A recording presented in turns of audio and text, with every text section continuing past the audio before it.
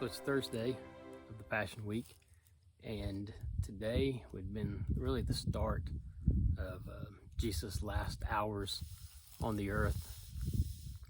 It would have started like any normal Thursday, at least for the apostles, the followers of Jesus, preparing for the Passover feast. And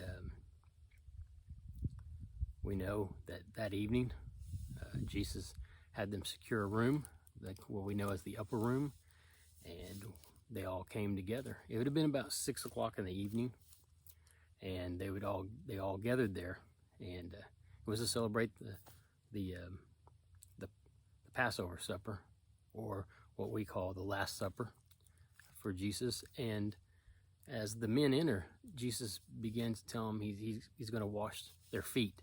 Now you have to understand that the role of washing a person's feet when they came into the house was that was a role that was reserved for servants to do that.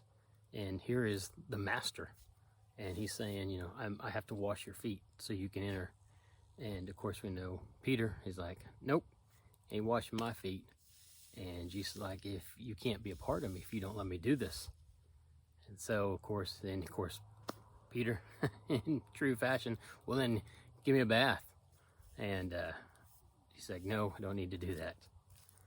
But what we see first here is that Christianity is not about being served. Rather, Christianity is about serving. And that idea of serving is what we're called to do. You can't be a Christian and not have a servant heart. You can't follow Christ and truly be obedient, expecting others to serve you. That's not what we're called to do as Christians. We're called to serve. So Jesus first gives this example, and then they sit down, and of course we know what we now call communion as the Last Supper, the fellowship of the bread and the wine. We know that Jesus said, as often as you do this, do it in remembrance of me. And so that's why most Christians all should celebrate communion, and it's a way of remembering Christ's sacrifice in the Last Supper. But we see here that he breaks the bread, and he gives them the bread, and he says, eat this is my body that's been broken. And then he says, and he pours the wine, and he tells them to drink this. This is the blood. This is the cup of the New Testament. The blood that basically that takes away the sins of the world, that's shed for us. Now, they didn't really understand that at first, but later on it's going to make perfect sense to them. But we see here that he ends up spending this time with them, and it's their final hours of just being with the Lord, just that time together. His final instruction to them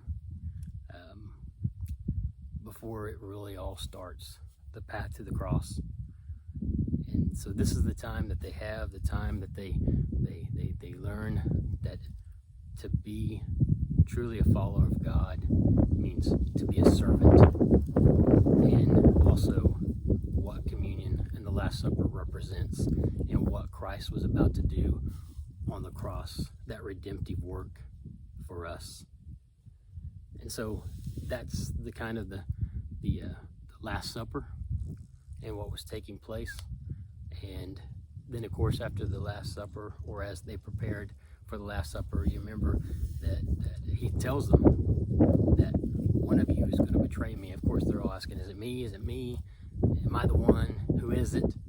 And Judas comes to him, and he tells him, what you do quickly. Well, they thought Judas had to do something else. He was the money guy, and so Judas left. But what Jesus knew was that Judas was going to get the religious leaders to bring them back to arrest him, and to eventually what would lead to the cross. And so Judas leaves, the others stay. They take part in the Last Supper, and then they will eventually leave the upper room, and they will head off to the garden.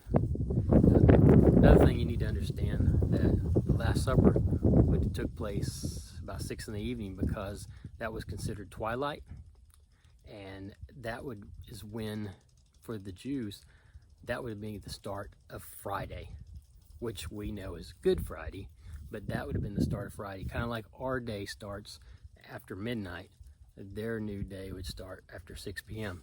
So if you go back, it's found in Exodus that they were to slaughter the lamb and to take part in the supper, and that all goes back to Moses and the children of Israel. They're in Egypt, and so we see the correlation here that leading up to the fact that Christ is going to be the final sacrifice. He's going to be the final bloodshed for the world, for all mankind. And of course that happens at the cross. So we're going to end there for now.